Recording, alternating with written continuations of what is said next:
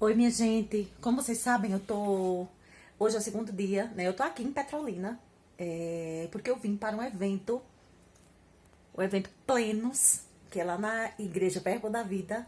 E hoje é o segundo dia. O primeiro dia vocês já viram aí. E hoje é o segundo dia. Eu tô aqui me arrumando. Já fiz a make, já pranchei o cabelo. E deixa eu tentar mostrar aqui pra vocês. Ó, vou com esse vestido. Hoje ele é soltinho aqui na frente, ó. Aqui é um pouquinho mais apertadinho, mas também não é tanto, olha. Então, vou com esse vestido. Ainda vou colocar um tênis, vai ficar bem bonito. E vou com aquela bolsa ali que vocês estão vendo, ó, aquela dali. Vai ficar bem bonito, viu? Já fiz a make, como vocês estão vendo. E eu vou correr, minha gente, senão hoje é sexta-feira, pode ser que a gente pegue trânsito, viu? Então, bora lá. Pronto, bonitas. Tô agora mais arrumadinha, coloquei um tênis, olha. Coloquei um tênis, uma bolsa. Eu amo essa bolsa, porque cabe muita coisa. Deixa eu ver se eu consigo levantar mais. Isso, agora tá melhor. Tá linda. Eu amo esse vestido, porque ele é bem gostosinho. Aí eu coloco um tênis, fica legal, tênis branco, como sempre. E vamos lá. Vamos lá, porque daqui a pouco começa o evento.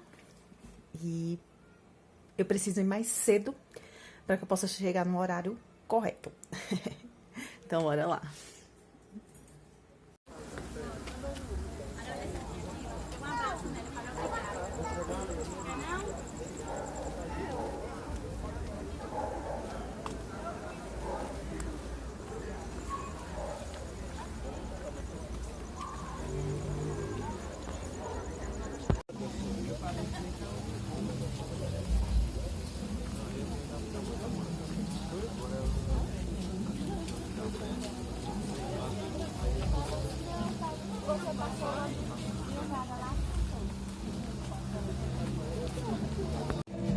Ainda estamos na fila. A fila tá enorme, porém estamos na fila. Crente não pula fila.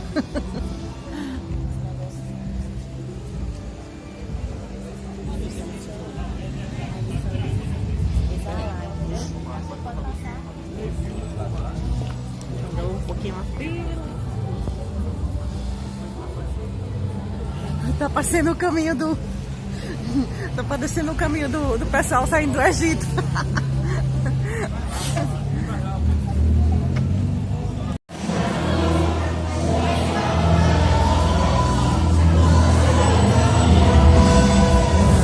Vamos sair do prumo.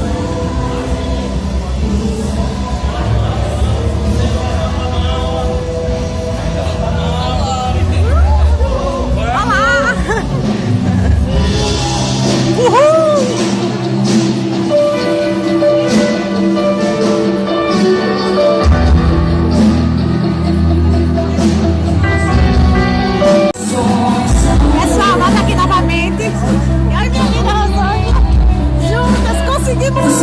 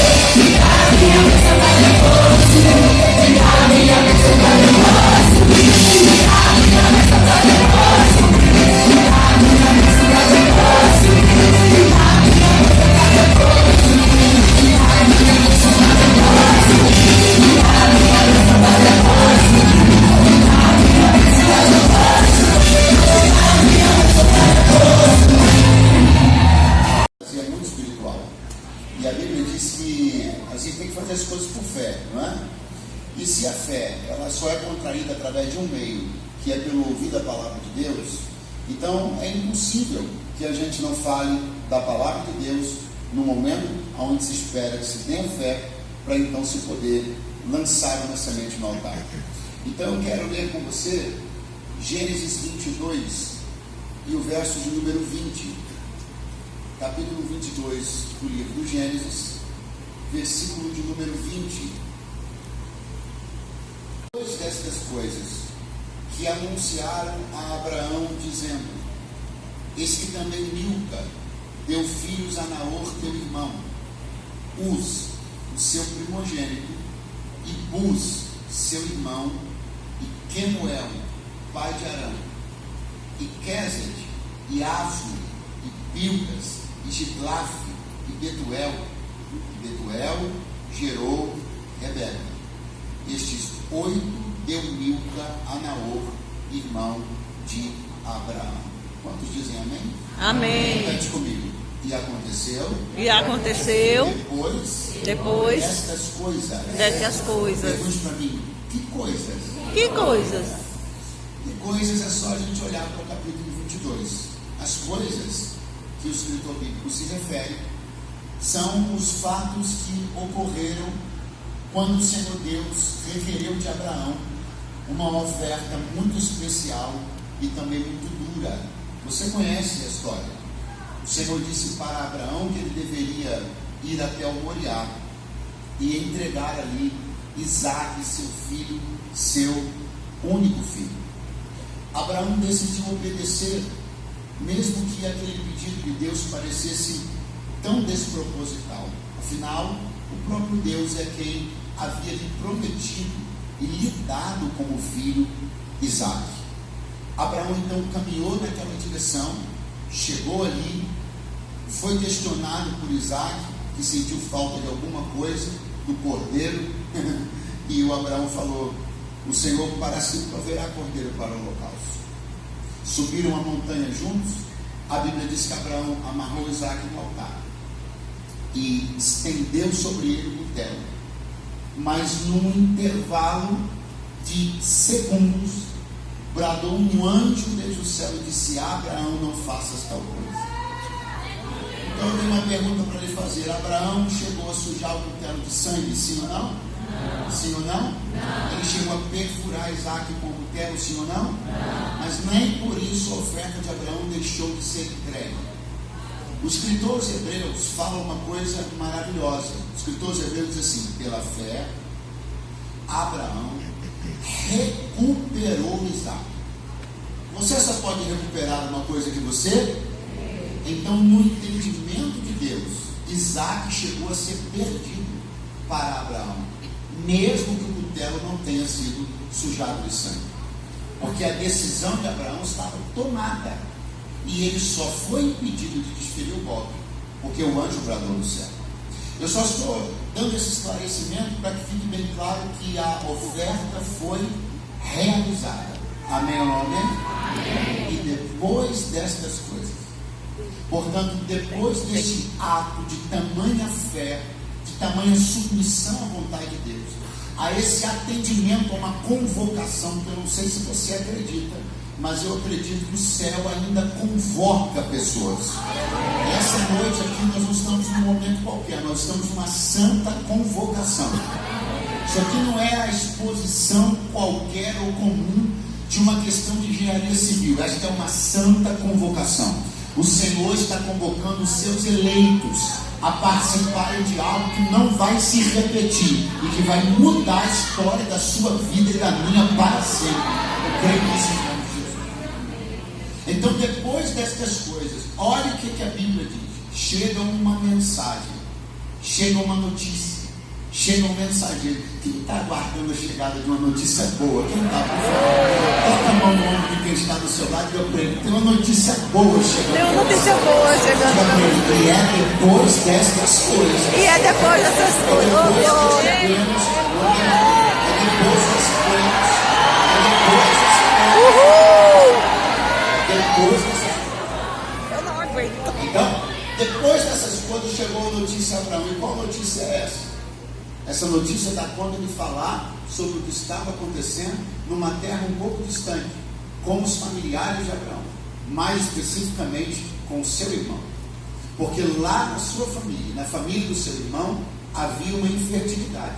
As coisas não iam para frente, as coisas não andavam. A mulher do irmão dele, portanto a cunhada dele, não gerava filhos. Isso é um cenário dramático para uma família do mundo antigo do Oriente Médio. Se o é hoje, imagine antigamente. Um cenário preocupante, difícil, duríssimo. De repente, chega para Abraão uma notícia: seu irmão e sua nora vão ser pais. O que estava atado foi desatado depois daquelas coisas. O que estava preso foi liberado depois daquelas coisas. Notícias de longe chegaram para Abraão depois daquelas coisas. Aonde havia infertilidade, houve fertilidade depois daquelas coisas. Mas a melhor parte veio agora, porque a Bíblia falou um pouquinho sobre os nascidos após a oferta de Abraão. Quem foi nascendo por causa da oferta de Abraão? Aí a Bíblia fala que depois daquela oferta chegou a notícia que o irmão teve filho, esse filho teve um outro filho, e de repente a família começou a crescer, até que a Bíblia fala que nasceu, depois destas coisas, uma menina muito especial. O nome dela é Rebeca. Avisa o seu vizinho, é essa que você está pensando. A Rebeca que viria se casar com Isaac, que foi ofertado no altar, nasceu depois dessas coisas. Você acha que Abraão tinha alguma ideia de que a nora dele ia nascer por causa daquela oferta? Você acha que Isaac tinha alguma ideia que ele estava se entregando em oferta e Deus estava providenciando a esposa dele? Quando você olha, você diz assim: puxa, Isaac casou pouco tarde para os padrões da época, com 40 anos, mas aí você entende. Isaac tinha 20 anos quando ele foi entregue no altar como oferta, e Rebeca nasceu depois. Se ele casasse com 25, ela ia ter 5 anos de idade, não tinha como. Então ele casou com 40 para dar tempo dela crescer. Alguém está achando que você está atrasado, mas não está não. Aquilo que vai ser liberado hoje no altar aquela porta, aquela oportunidade, aquele negócio, aquela expansão do seu negócio, aquela promoção que alguém está pensando que estava atrasada. Não está não, ela nasce no altar.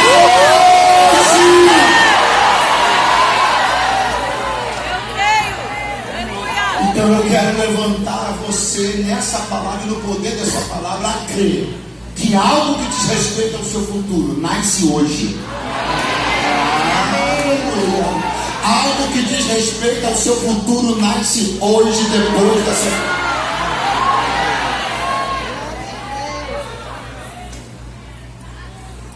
Depois destas. Fala comigo, destas. Destas refere-se propriamente a algo real e concreto. Destas. Não tem como essa palavra não estar ligada a algo real e concreto. Verdade.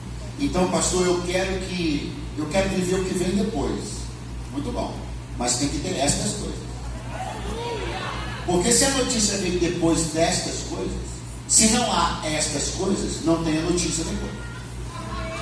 Não faz sentido eu querer me apropriar do que vem depois. mas não querer deixar no altar algo para Deus olhar e dizer, depois disso aqui, ou ainda estão por aí, de depois disso daqui que é real, é concreto, foi entregue, a obediência foi feita, a convocação foi realizada, a convocação foi atendida depois destas coisas. Então nós vamos nesse momento com alegria e entusiasmo no nosso coração. Pastor, mas aí eu acho que se eu ofertar agora, por causa do que o senhor falou, será que não vai ser uma barganha? Olhe para cá. Ninguém pode tirar de um semeador a legítima esperança da sua colheita. Se esperar a colheita fosse uma barganha, a Bíblia não usaria a alegoria do semeador para falar de ofertante. Verdade. Porque eu nunca vi um semeador que joga sementes assim, deixa ver o que dá. Não. A expectativa do semeador é legítima. Ninguém pode roubar do semeador o direito legítimo de esperar que colha. Você não precisa se constranger em ter expectativa de colher o que eu estou pregando nessa palavra, porque o semeador tem uma expectativa legítima e pura em colher aquilo que ele semeou. Então eu vou devolver aqui a palavra ao pastor para ele dar algumas instruções dessa operação, porque é um momento diferenciado, um momento especial. Repito, um momento que não vai se repetir. Eu estou nesse momento, estou com vocês nesse momento, quero participar desse momento, e eu quero viver algumas coisas. Eu creio que depois destas coisas, os anúncios vão chegar da parte de Deus. Quem acredita nisso, por favor, diga amém. Com teu coração cheio de fé, vamos nos mover nessa direção. Deixe no altar hoje algo que o Senhor olhe e diga, depois disso, eu vou fazer aquela notícia chegar. E o encontro com a Rebeca, para alguém aqui é até a Rebeca mesmo, né? Mas para alguém aqui é um negócio, para alguém aqui é uma expansão, para alguém aqui é algo em relação à sua vida financeira, ao seu ministério, algo que você nascer, crescer e te encontrar num futuro breve. Deus seja. No ano 15 do Império de Tibério César, sendo Pôncio Pilatos governador de Judéia, e Herodes tetrarca da Galiléia, seu irmão Filipe tetrarca da Itureia, da província de Tracuís, Lisânias tetrarca de Abilene, sendo Anás e Caifás sumos sacerdotes, veio do deserto a palavra de Deus a João, filho de Zacarias. Quantos podem dizer amém? Amém. Quantos podem dizer graças a Deus? Graças a Deus. Eu creio num despertar para os profetas do Senhor essa noite aqui. Creio que o Senhor vai despertar, creio que o Senhor vai aparelhar, encorajar, levantar e enviar gente que poderosamente falará no seu nome. Amém. Onde estiver. Amém. Creio que o Senhor vai alinhar geografias, alinhar propósitos, alinhar corações, para que você não seja nada aquém, mas que você esteja na plenitude daquilo que o Senhor quer para você nesse tempo e através de você. João Batista, nascido de mulher, segundo Jesus disse, ninguém maior. Sua missão é uma missão única, e sua posição, uma posição única e muito particular, muito especial. Porque nele, segundo diz a Bíblia, encerram-se a lei e os profetas. Aí vale dizer que este encerramento dos profetas diz respeito aos profetas canônicos, aos profetas da era bíblica. O ministério profético continua em evidência, em atividade na igreja primitiva e na igreja dos dias de hoje. É o que eu creio. E acho que você crê também, diga amém.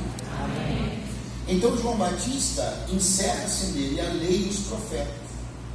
Mas ao mesmo tempo que ele é e está nesta posição de fim, de término de uma era, ele também é quem anuncia esta nova era, esta nova dispensação. Mas eu acho importante considerar que João nunca se ocupou de dizer aquilo que estava terminando.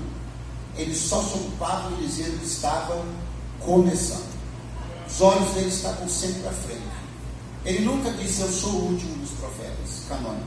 Ele nunca disse, a lei está se encerrando em mim. Não. ele só dizia: arrependei-vos, pois é chegado o reino de Deus. Pastor, mas por que você está dizendo isso? Para que a gente não tome ocupações desnecessárias. Nós só precisamos anunciar o que Deus está para fazer. Nós só precisamos anunciar o que está para chegar. Nós não precisamos nos ocupar fazendo observações críticas, avaliações em relação a outros tempos, estações, períodos, pessoas, ministérios. Não. Nós só precisamos falar o que Deus está para fazer. Nós não somos pessoas que estão aqui para evocar o passado. Nós estamos para anunciar o futuro que está aqui. Então João Batista se ocupou-se basicamente não de falar aquilo que ele era responsável em encerrar, mas ele falava a respeito daquilo que ele era responsável de comer. Então ele dizia: arrependei-vos, pois é chegado o reino de Deus. Então esta posição de João Batista, onde ele finda-se a lei e os profetas, como também ele anuncia, ele prepara o caminho do Senhor e anuncia o reino de Deus, a chegada do reino de Deus, é uma posição muito singular na história. Quando nós olhamos para a forma como o evangelista Lucas apresenta João Batista para nós, apresenta o ministério de João Batista para nós, você vai observar que Lucas começou dando conta de falar sobre um panorama político e sobre um panorama religioso. Repita comigo, por favor: um panorama político. Panorama Muito político. fraco, diga: panorama político. Panorama político. Panorama religioso. Panorama religioso. Aonde está isso, pastor? Todos os nomes que Lucas citou, ele estava falando basicamente sobre a liderança da região e do entorno. Então é um panorama político. E sobre o panorama religioso, nós lemos juntos quando ele diz que o ministério de João aconteceu nos tempos dos sumos sacerdotes Anás e Caifás. Essa preocupação de Lucas de enquadrar o ministério de João dentro de uma realidade, de um panorama político e espiritual, político e religioso. Por quê? Para que eu e você entendamos que todo ministério que Deus levanta, todo profeta que Deus levanta, toda pessoa que Deus levanta, ele não faz aleatoriamente. Sempre que Deus levanta alguém, isso está ligado a algum panorama. Você não é uma ponta solta, você é uma resposta para alguma pergunta. Você não é uma ponta solta, você é a resposta do clamor de uma comunidade, uma família, uma pessoa. Você é uma resposta. Nós não somos pontas soltas. Deus não levanta por levantar, não levanta por qualquer razão. Há panoramas e nós agimos dentro desses panoramas. Nós nos relacionamos com esses panoramas, interagimos com esses panoramas. A profecia de João Batista, a palavra de João Batista e o ministério de João Batista interage com os panoramas político e religioso. E isso é importante de se entender. Agora, note que existe uma questão interessante a respeito de João. No seu nascimento, a Bíblia diz que quando a notícia de que ele iria nascer foi dada ao seu pai, que era um sacerdote, ele não acreditou. E por ele não ter acreditado, ele ficou mudo. Ele ficou o quê, gente? Mudo. Ele ficou? Mudo. Eu disse que ele ficou surdo? Eu disse que ele ficou? Mudo. E quem é que diz que ele ficou mudo? A Bíblia. Você está entendendo isso? Sim. Pois bem, continue aqui. Aí a irmã Isabel ficou grávida, a Maria foi visitar ela, aquela coisa toda que você sabe, até que ela foi e deu a luz. E o marido, o sacerdote, mudinho, porque não acreditou no anjo Gabriel. E aí, quando João Batista nasceu, quando deu o 8º dia, que era o dia da circuncisão e da apresentação dele no templo, foi todo mundo levando e dizendo: vai se chamar Zacarias, vai se chamar Zacarias, vai se chamar Zacarias. Aí a irmã Isabel falou: não, vai chamar João. Aí questionaram, disseram assim: peraí, mas não tem nenhum João na sua família. Eu li isso esse dia e fiquei parado dizendo: como é que é? Não tem nenhum João na sua família. Não tem na sua família. É isso aí mesmo, mas Deus chama a pessoa para ser o primeiro da família. Avisa para alguém que está do seu lado: não tem ninguém na sua família. Você vai ser o primeiro da sua família. Você vai ser o primeiro da sua família que Deus vai levantar. Vai ser o primeiro da sua família que Deus vai usar. Você vai ser o primeiro a ter um nível acadêmico na sua família. Você vai ser o primeiro pastor da sua família. Eu estou falando aqui para algumas famílias que não tem João. Você está entendendo? Mas você vai ser o primeiro.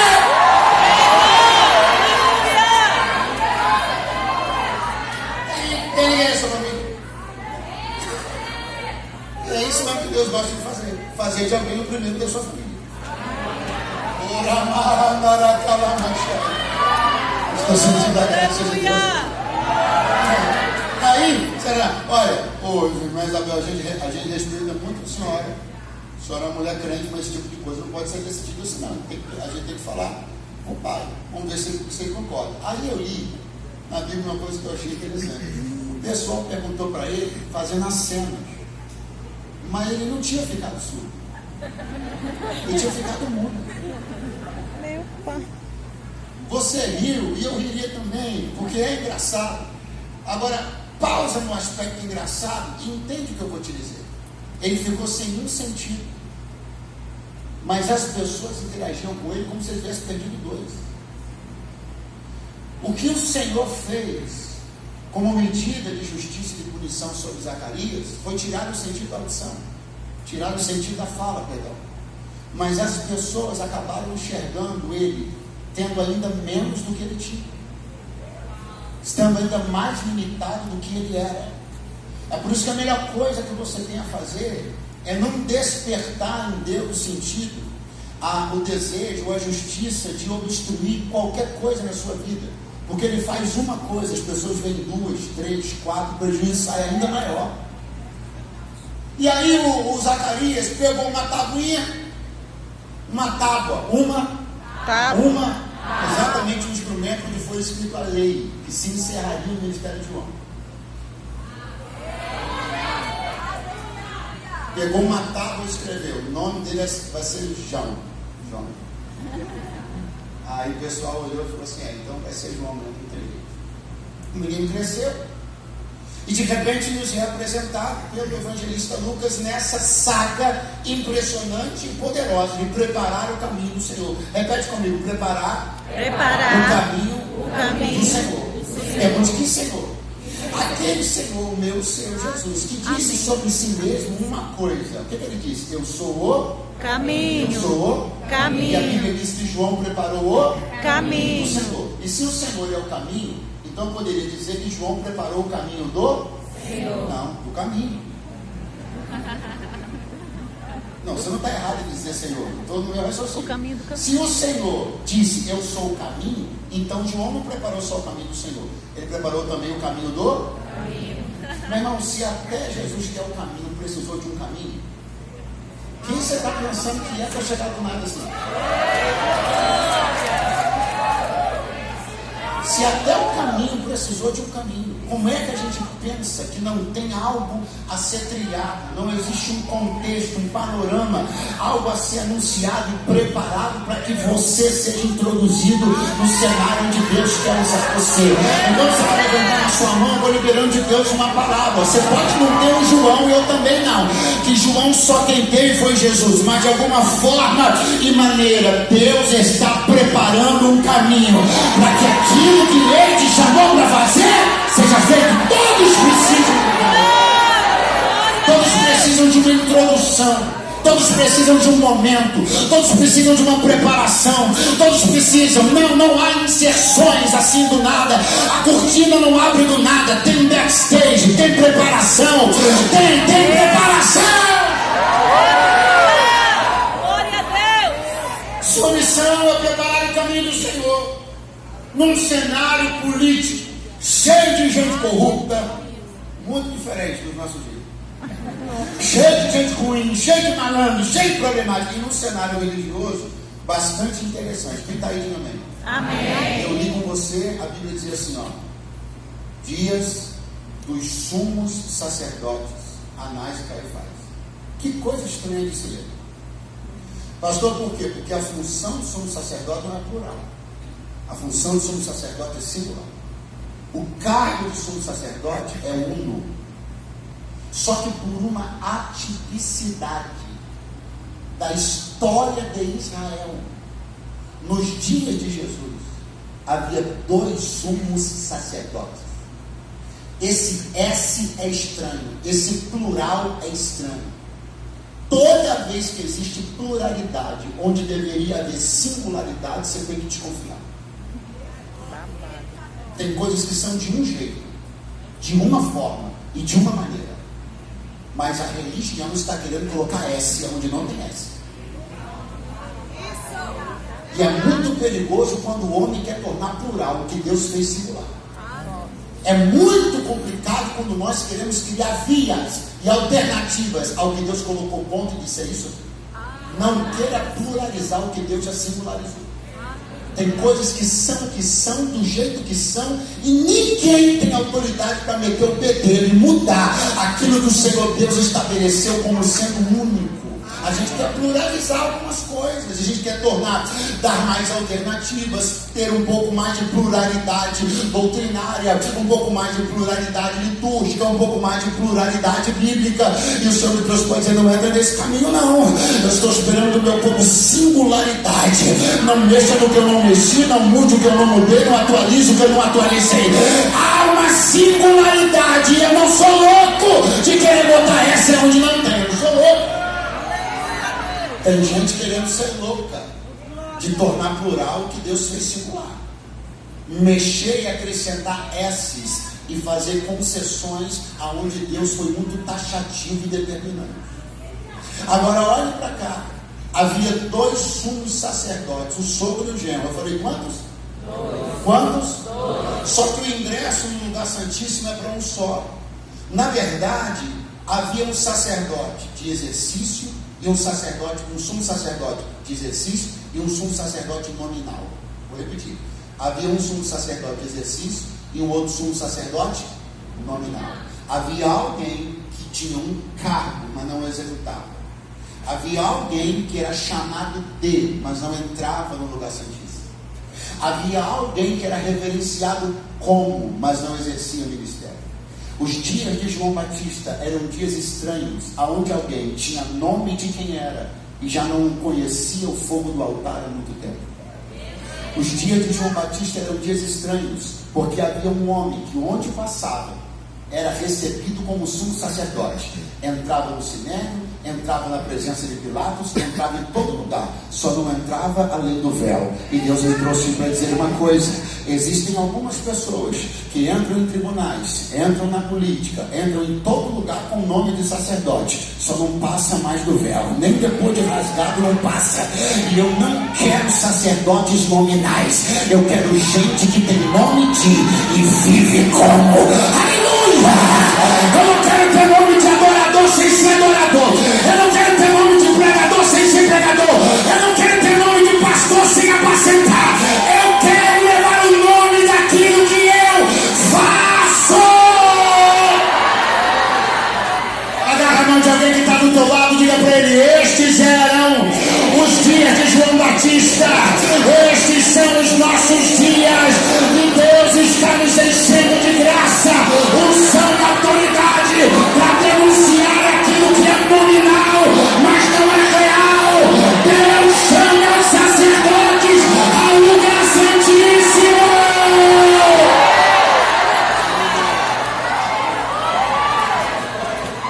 Frequenta os plenários das câmaras municipais, estaduais e federais, mas não frequenta o lugar santíssimo. Frequenta os debates políticos, mas não frequenta o lugar santíssimo. Frequenta as reuniões sociais, mas não frequenta o lugar santíssimo. Frequenta as questões administrativas da igreja, mas não frequenta o lugar santíssimo. O Senhor não quer gente que tenha trânsito em tudo quanto é tipo de lugar, mas não tem mais trânsito além do véu. É além do véu que Ele te espera. Agora, eram dias normais, sim ou não? Dias normais? Acabei de falar para você que tinha 2 sumos sacerdotes. Eram dias normais? Não. Como esperar um profeta normal em dias anormais? Não tinha como não, irmão. É por isso que tinha que ser o esquisitão do João. Porque se há um cenário de anormalidade, é preciso haver um exercício profético um tanto quanto anormal também. Eu não sei se eu sou o único biruta que Jesus levantou nesse tempo. Se tem mais alguém aqui, por favor, levante a mão. O Senhor me trouxe para dizer: está na hora de nós voltarmos a algumas anormalidades, está na hora de voltarmos a algumas anti-ortodoxias, está na hora de Deus pegar a gente de novo como antes. Estou vendo aqui pelos olhos da fé, gente parada no sinal, se debulhando em lágrimas, falando em línguas. Estou vendo aqui pelos olhos da fé, você sentado no banco de trás, colocando a mão no ombro do Uber e sendo boca de Deus na vida do motorista. Chegou a hora! Chegou a hora de, dentro do contexto que você opera, no lugar que você está, na família que você está, no ambiente de negócios que você está, você desimpedidamente ser boca de Deus, arauto de Deus, canal de Deus.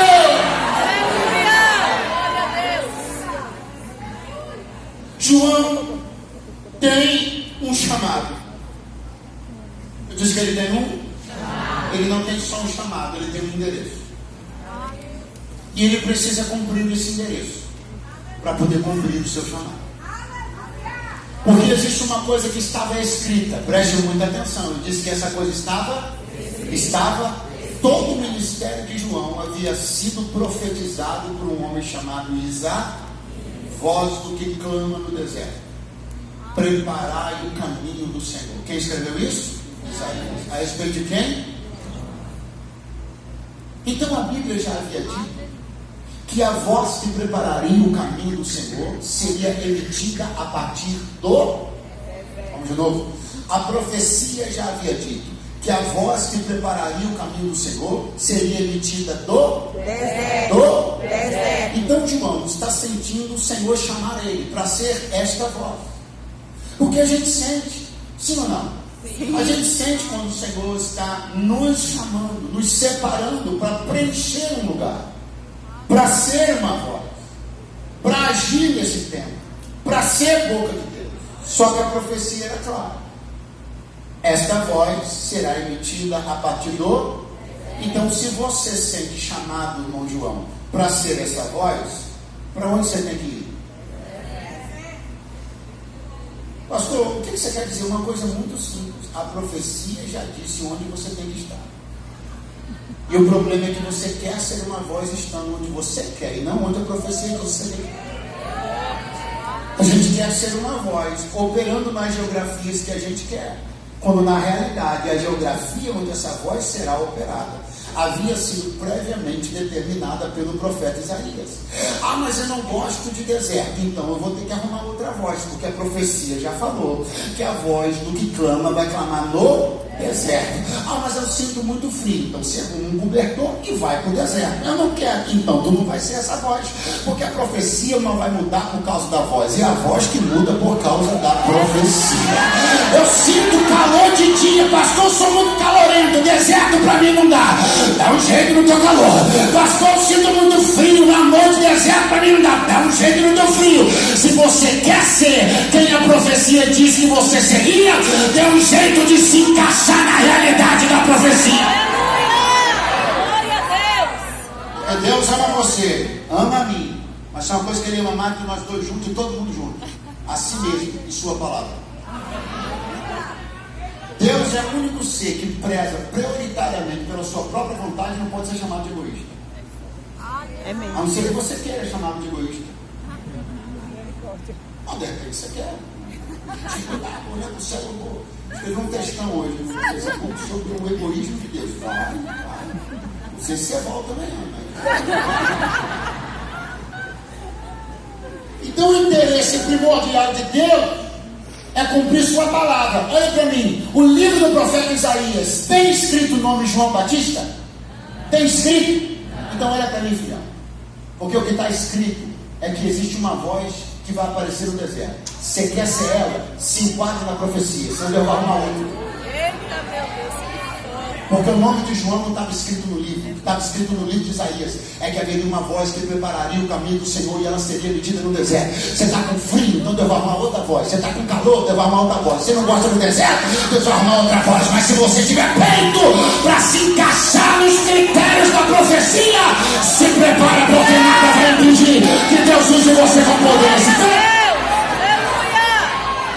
Eu acho estranho que a gente se se encaixa para tudo. A gente faz tudo que tem que ser feito. Eu vou entrar nessa seara. É para ocupar uma vaga de trabalho, eu vou. Mas não pode usar barba, eu tenho barba há 20 anos. Me dá um pastor barba em nome de Jesus. Eu lembro uma vez que eu estava trabalhando numa loja de elétrica e eu cheguei assim com a barba menos do que está aqui hoje, porque a minha pele é muito sensível, demora um bocadinho para fazer barba, eu fico fazendo sempre. E aí eu cheguei com a barba um pouquinho menos assim do que está hoje, aí um gerente me chamou e falou assim, você está barbudo? Eu falei assim, puxa, mas tá. Não, vai lá no banheiro e faz essa barba. Aí, uma dureza terrível, peguei o negócio mais vagabundo que tinha lá, cego de alguém emprestado, não tinha espuminha, não tinha nada, foi sabonete no banheiro do shopping na cara, e lâmina, e o sangue, mas sangue não, cachoeira, porque quando a gente tem que agradar, a gente não faz. Aí veio o pastor, veio o líder pedir uma coisa, liderança opressora. Pastor, eu tô com negócio com essa liderança, eu estou engasgado com esses crentes mimizentos, que com essa liderança opressora. Você existe. Mas vou te falar um negócio: 90% de quem está se queixando de ter sido oprimido por liderança é um bando de insubordinado que não gosta de cumprir ordem de ninguém. É por isso que está achando que não tem opressão nenhuma.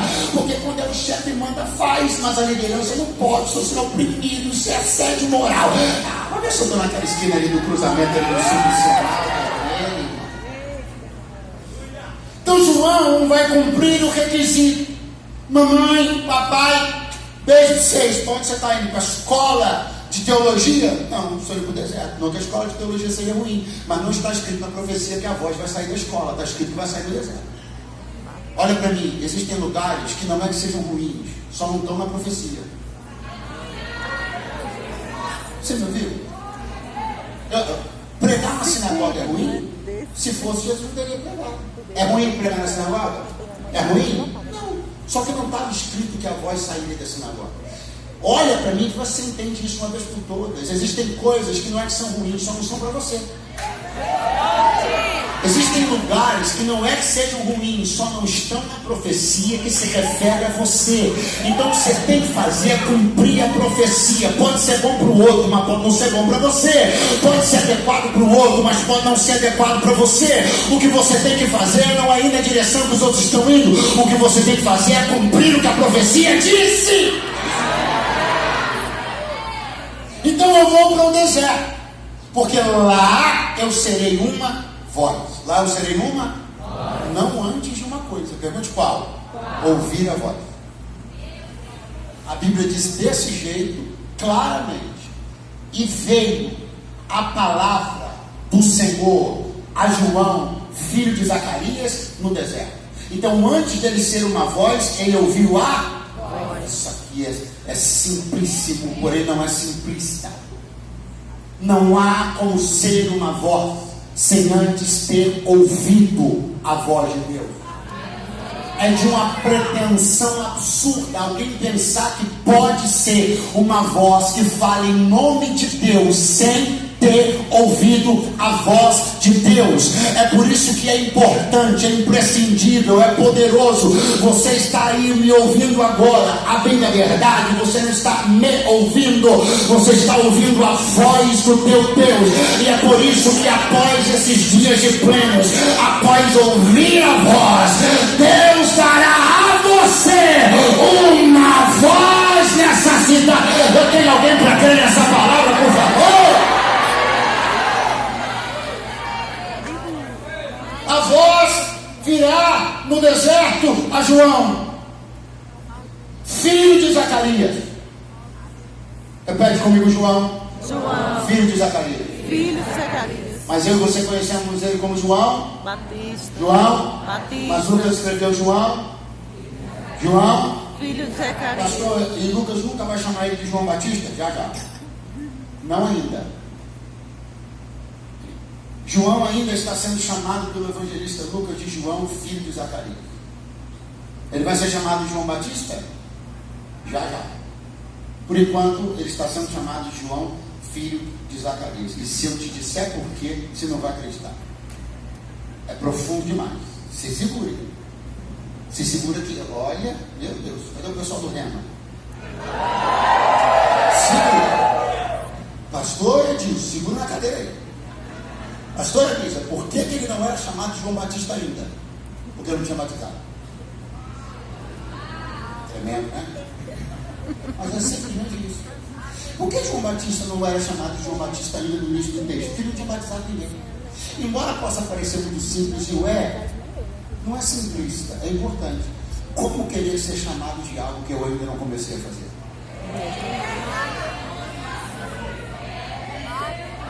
Como desejar o nome antes do exercício e não o exercício antes do nome? Você nunca batizou ninguém, então você é o João, filho do Zacarias. E não há demérito nenhum em ser filho do Zacarias. É uma bênção ser filho do Zacarias. É uma dádiva ser filho do Zacarias. Você nasceu num lar crente, você está debaixo de uma cobertura de uma ede. Ah, mas eu quero me livrar disso, eu quero ser eu. Então começa a fazer alguma coisa importante. Porque nós só vamos nos desvencilhar, nos desligar de alguns nomes, pessoas e contextos quando começarmos a construir uma história e uma trajetória que dê a nós um nome que o Senhor quer dar. Pergunta para mim, enquanto isso, seja filho do Zacarias. Enquanto isso, você seja o servo de Deus. Enquanto isso, você seja o obreiro da igreja. Enquanto isso, seja voluntário. Enquanto isso, seja o esposo da fulana, o marido da fulana. Eu sou mais o esposo da Camila Barro do que Eduardo. Daqui a pouco eu creio que ele vai ser o Eduardo. Amém. Nenhum problema. Agora só tem uma coisa. João não foi chamado João Batista porque batizou. Passou e agora complicou tudo. Calma aí. Ele não foi chamado de João Batista porque batizou. Até porque o diácono Filipe, que foi fazer uma cruzada em Samaria, ele também batizou. Batizou o eunuco da rainha de Candace. E eu nunca vi a Bíblia chamar ele de Filipe Batista. Porque não é o que você faz uma vez, não. É o que corre nas tuas veias. Pega na mão da pessoa que está do teu lado e diga, para levar um nome. Horrível, vai dizer, para levar um nome dado por Deus. Não pode fazer de vez em quando. Não é fazer quando está com vontade. Tem que estar no teu sangue. Tem que correr na tua veia. Tem que ser tua paixão. Tem que ser teu coração. Tem que ser tuas vísceras. Deus não dá nome para quem flerta, para quem entra para fazer o que o outro está fazendo. Deus não dá nome para alguém que quer tirar uma selfie batizando.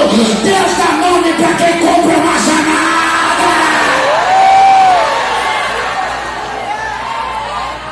Deus não dá nome para quem está embarcando numa tendência. Deus não dá nome para quem está indo, Deus não dá nome. Deus não dá nome para Maria da Cajota. Deus dá nome para quem assume uma chamada. Não é lá fazer um batismo, tirar uma selfie, botar uma carinha de choro. Agora eu sou chamado de batista. Não! É hoje, amanhã e depois. É dar plantão no Rio Jordão. É chamar gente de raça de víbora. É ter coragem para ser boca de Deus. É molhar o corpo no Jordão todo santo dia.